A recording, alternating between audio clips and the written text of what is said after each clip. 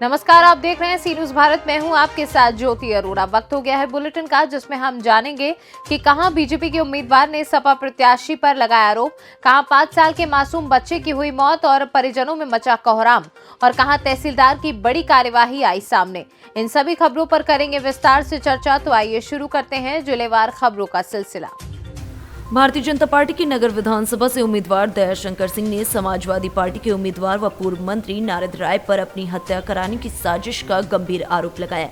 बता दें कि बुधवार की देर रात आखार गांव में दयाशंकर सिंह, इनके प्रस्तावक वीरेंद्र कुमार पाठक टून पर उस समय 3 गाड़ियों में सवार हमलावरों ने हमला कर दिया, जब ये लोग आखिर गांव में किसी से मिलकर वापस सड़क पर आ रहे थे।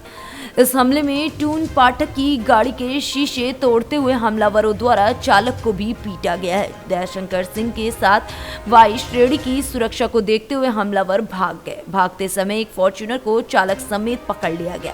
पकड़ी गई गाड़ी लखनऊ के किसी मोतीउल्लाह पुत्र हकीउल्लाह की है और इस सीरीज में 7273 की गाड़ी मुख्तार अंसारी के काफिले में चलती है, ऐसा दयाशंकर सिंह द्वारा थाना अध्यक्ष को बताते हुए कहा गया है। वहीं कड़ी कार्रवाई की बात भी कही गई है। गाड़ी पर चुनाव के दिन घूमने का पास भी लगाया गया है। इस पास पर प्रत्याशी के नाम के आगे पट्टी लगा दी गई है, जिससे पहचान ना हो सके। घटना की सूचना मिलते ही भाजपा समर्थकों को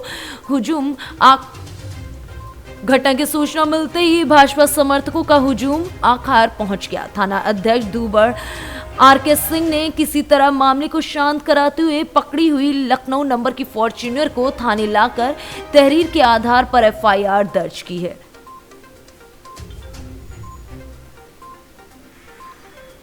तो वो जब वो नीचे उतर करके मेरे पीछे पीछे जब आने लगे, तो उसके बाद वो लोग भाग खड़े हुए और केवल ड्राइवर इस गाड़ी में रह गया और उसके बाद वो लोग भाग गए। अच्छा, ये किसकी गाड़ी आपको लग रही है? किसकी गाड़ी? ये गाड़ी मुझे देखिए, ये यार नंबर से पता चला। ये गाड़ी 32 72 73 आप पता करिए कि उत्तर प्रदेश के एक बड़े माफिया के फ्लैट में इसी नंबर की गाड़ी रहती है, केवल इसी नंबर की जी। ये मुख्तार गैंग में ये गाड़ी एक नहीं, इस तरह उनके 50 गाड़ियां इसी नंबर की है। और अभी हम लोग इंटरनेट से पता किए तो कोई मतुल्ला के नाम से ये लखनऊ में ये गाड़ी रजिस्टर्ड है। तो क्या आपका आरोप है कि मुख्तार अंसारी जो है और ये इसकी पता करिए कि देखिए इसमें प्रत्याशी को भी छुपाया गया है।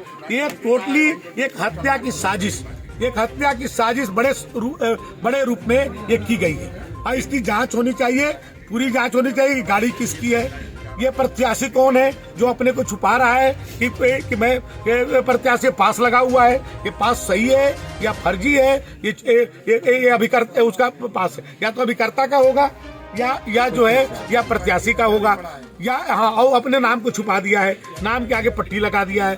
तो ये फर्जी पास है, ये सही पास है, ये किसके पास है? लेकिन मैं जहाँ तक ये जानता हूँ कि ये हमारे जो प्रत्याशी हैं समाजवादी पार्टी के, उनके मुख्तार अंसारी से कनेक्शन है। ये सर्वविदित है और वो दोनों लोग एक ही दल से चुनाव भी लड़ रहे हैं।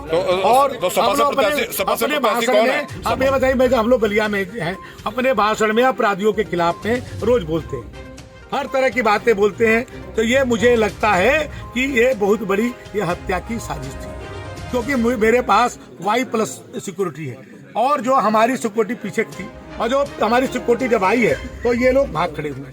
तो इसका मतलब ये लोग AK-47 या बहुत बड़े कुल हथियार लेकर के आए होंगे और ऐसे एड़े बेड़े गाड़ी लगाए हैं। ये रात में इस तरह की एड़े बेड़े गाड़ी कोई। बलिया से सी न्यूज संवाददाता राजू गुप्ता की रिपोर्ट। यूक्रेन से गंगा ऑपरेशन के जरिए हाथरस के सादाबाद पहुंची लिपि बिंदु, रुचि, रजत, विनय, लिपि उपाध्याय का उनके आवास पर जोशीले अंदाज में स्वागत किया गया। रूस यूक्रेन में युद्ध के बाद बिगड़े हालातों ने यूक्रेन में MBBS की शिक्षा लेने गए छात्रों को लेकर उनके परिजनों की चिंता बढ़ा दी।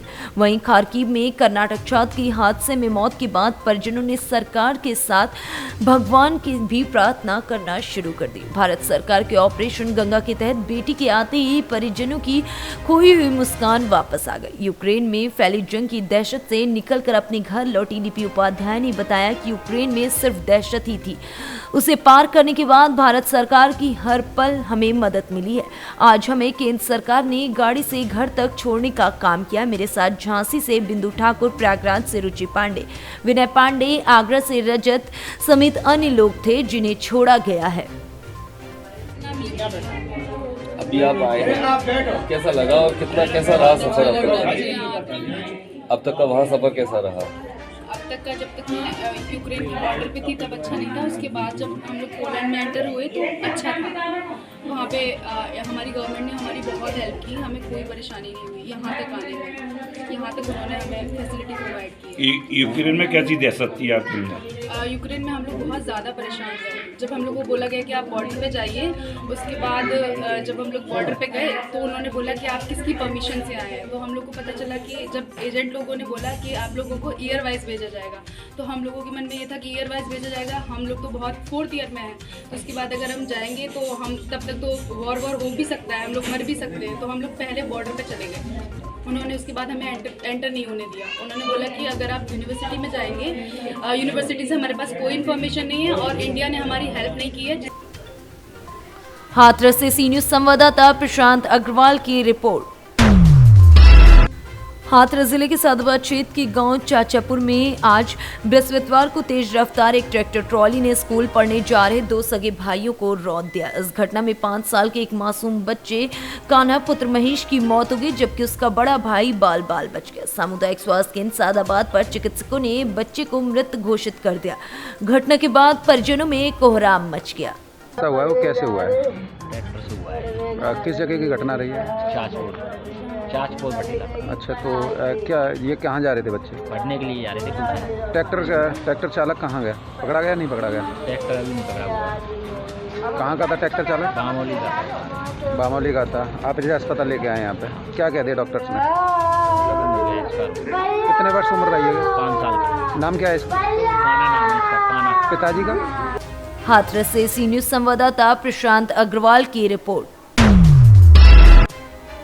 जशपुर जिले की कुनकुरी में अवैध रूप से संचालित 3 क्लिनिक संस्थानों पर तहसीलदार ने कार्रवाई की। बुधवार को कलेक्टर रितेश अग्रवाल के आदेश अनुसार एवं एसडीएम राजस्व रवि राही के मार्गदर्शन में छत्तीसगढ़ राज्य उपचार गृह तथा रोग उपचार संबंधी स्थापना अनुज्ञापन अधिनियम के तहत अवैध रूप से संचालित क्लिनिक संस्थानों पर कार्रवाई के लिए कुनकुरी नगर का आकस्मिक निरीक्षण किया गया, जिसमें अवैध रूप से संचालित 3 क्लिनिक संस्था को तत्काल सील कर दिया गया। आपको बता दें कि तहसीलदार प्रमोद चंद्रवंशी, नायब तहसीलदार नागेश तंज, आरआई सुकरा समेत राजस्व विभाग की टीम द्वारा निरीक्षण के दौरान कुनकुरी नगर के बीच पहला ताज देसी जड़ी बूटी एंड रिसर्च सेंटर कुनकुरी, दूसरा राजा पैथोलॉजी लैब कुनकुरी एवं तीसरा ऋषि डिजिटल एक्सरे एवं पैथोलॉजी लैब कुनकुरी को किसी प्रकार का वैध दस्तावेज नहीं दिखाने के अभाव में तीनों दुकानों पर तत्काल पंचनामा बनाकर सील करने की कार्रवाई की गई है।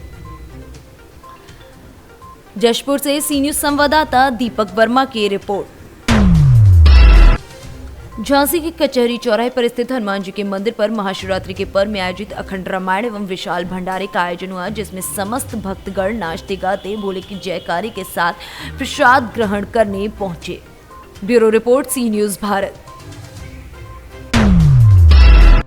उत्तर प्रदेश में आज छठे चरण की वोटिंग हो रही है। गोरखपुर जिले के सभी मतदान केंद्रों पर शांतिपूर्वक मतदान जारी है। कुछ मतदान केंद्रों पर पुलिस प्रशासन के अड़ियल रुख अपनाने के कारण मतदाताओं का जोश फीका पड़ता नजर आ रहा है। इन सब के बावजूद भी मतदाता पूरे जोश के साथ अपने मतों का प्रयोग कर रहे हैं। मैं इस वक्त गोरखपुर के डीबी इंटर कॉलेज में हूं, जो कि 330 विधानसभा क्षेत्र गोरखपुर का क्षेत्र है। यहाँ पे अभी तक मतदाताओं में काफ़ी उत्साह देखा जा रहा है।